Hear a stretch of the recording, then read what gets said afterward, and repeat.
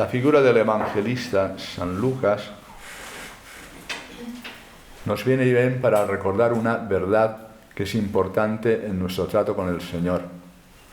Y es que nuestro trato con el Señor tiene que ser un trato de persona a persona, trato personal, interpersonal. Y eso lo podemos hacer ahora como discípulos de Jesús, escuchando su palabra. Los evangelios, como todos los libros de las Escrituras, están inspirados por el Espíritu Santo.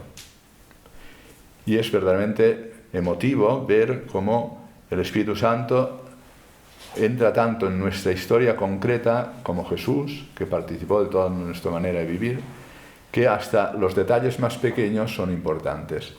En la carta de San Pablo a Timoteo, pues lo que le dije, en este caso, son cosas muy, muy concretas, ¿no? Pues mira, Demas me ha abandonado. O sea, ha sido seducido por este mundo y me ha abandonado. Crescente lo he mandado a Galacia, Tito a Dalmacia. Lucas es el único que está conmigo. Escogimos ese texto porque nombra a Lucas. Toma a Marcos y tráemelo.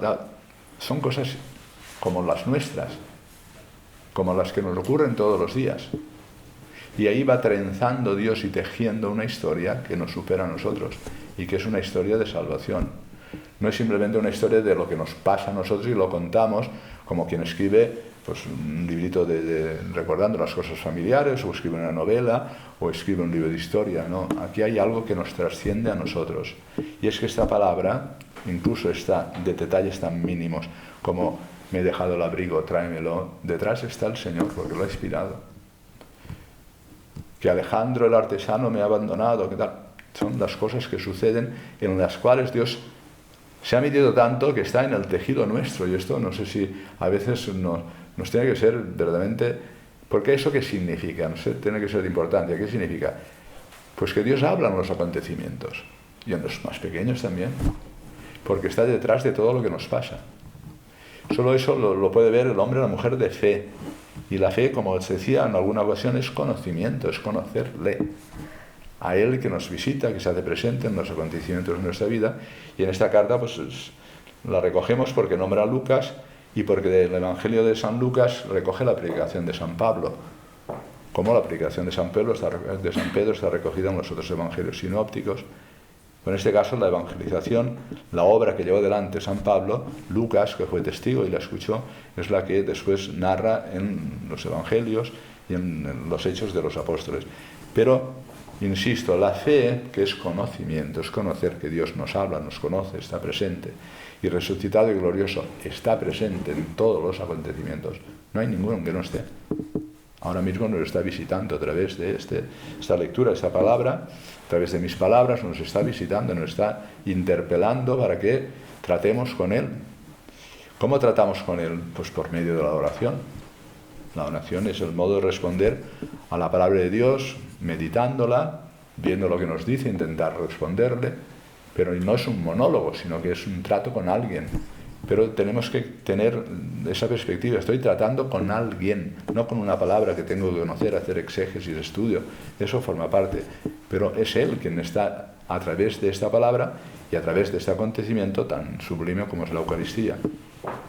Y como le conocemos y le amamos porque Él nos ama y se hace presente, lo queremos nosotros, pues yo qué sé, como hacemos con las personas, saludarle, decirle cosas bellas, abrazarle, y esos son los sacramentos. Los sacramentos es la carne gloriosa de Jesucristo resucitado para que podamos nosotros abrazarle, besarle, llevarlo en nuestra vida, como los sacramentos de la Eucaristía, hacer que vivamos en Él como los primeros discípulos. Los primeros discípulos que hacían, le seguían, nosotros también, escuchaban su palabra, nosotros también, formaban parte de su vida, nosotros también. Esos son los sacramentos que nos han introducido en la Iglesia, que es la Iglesia del Señor, no la nuestra que hemos formado nosotros, sino la Iglesia del Señor.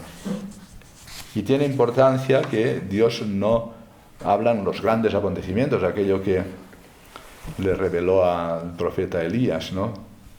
Cuando está en el Monte Santo y le dice que va a pasar, y no pasa en el terremoto, no pasa en la tempestad, sino que pasa en la suave brisa, y pasa diciendo Dios paciente y misericordioso. Bueno, pues ahí es donde lo hemos de encontrar en todo. Claro, eso a la hora de revisar por la noche un poquito lo que hemos vivido durante esta jornada cada día, es bueno que empecemos así, a ver, Señor, ¿cuáles son las visitas que me has hecho en este día? Para darle gracias.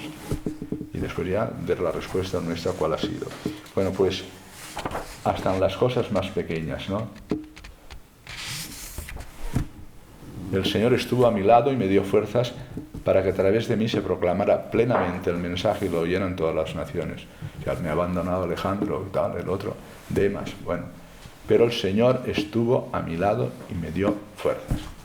Porque si viene a visitarnos es para eso, para estar a nuestro lado y darnos fuerza. Bueno, pues verlo esto reflejado en los santos, pues también es importante, en este caso ver a San Lucas. El Evangelio de San Lucas, más allá de los Hechos de los Apóstoles, al menos tiene un aspecto que para nosotros es muy entregable. Es el único que tiene el Evangelio de la infancia de Jesús. Y es el que más habla de la Virgen María. Hasta los primeros acontecimientos de la vida de Jesús, los acontecimientos que giran en torno a María, los interioricemos también nosotros, porque la vida oculta de Jesús es una palabra espléndida, es grande. 30 años viviendo con José y con María es la palabra más grande, más larga que ha pronunciado, para ver la importancia que tiene la familia y ver la importancia que significa introducirnos en la historia de un pueblo como él lo hizo a través de 30 años en la vida oculta, de donde los aspectos también más sencillos de esa vida oculta, los aspectos domésticos, también nos hablan a nosotros. Y otro aspecto son las parábolas de la misericordia y lo que destaca respecto de los pobres. En su bienaventuranza, en el sermón de la llanura, el sermón del monte, él no dice bienaventurados los pobres en el espíritu, sino simplemente los pobres. Y destaca muchas veces el tema de la respuesta a los pobres, que son los mismos los pobres del Evangelio de San Mateo, pero que, diríamos, pone un especial énfasis en los dos aspectos. Por eso, en la oración colecta decíamos el anuncio de la salvación a los pobres y la misericordia del Señor, que lo destaca, y todos los aspectos singulares de Jesús. Si miramos el Evangelio de San Lucas, continuamente se está retirando Jesús a orar al monte y tal, y nos marca un poquito el itinerario de lo que ha sido Jesús para nosotros. Y de una manera particular en las parábolas de la misericordia. La oveja perdida, el hijo pródigo, etcétera, son la gran respuesta de Dios ante la necesidad de salvación. En el Evangelio se nos recuerda que Jesús envió otra vez 72. Esta mañana, si habéis leído el texto del Santo Padre sobre esto, dice, iban de 2 en 2 para manifestar los 2 mandamientos, el amor a Dios y el amor al prójimo, ¿no? Y cómo los manda para que preparen el terreno como nosotros, porque detrás viene Él. O sea, los predicadores, los evangelistas, los que anuncian el Evangelio y el Reino, van preparando el terreno para que inmediatamente detrás de nosotros o detrás del evangelizador venga el mismo Señor.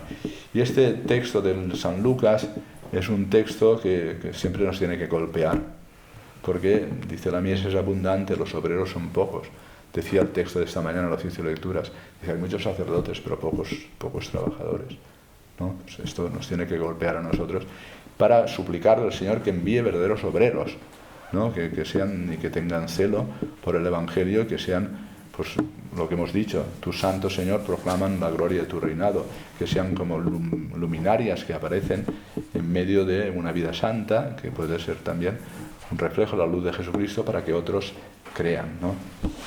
Bueno, pues que el Señor en esta fiesta nos recuerde la necesidad de que hemos nacido en el corazón de la Iglesia como vida consagrada a los sacerdotes para el Evangelio, que además nos pide la austeridad de no llevar nada, sino para que se manifieste que todo es gloria de Dios, ¿no?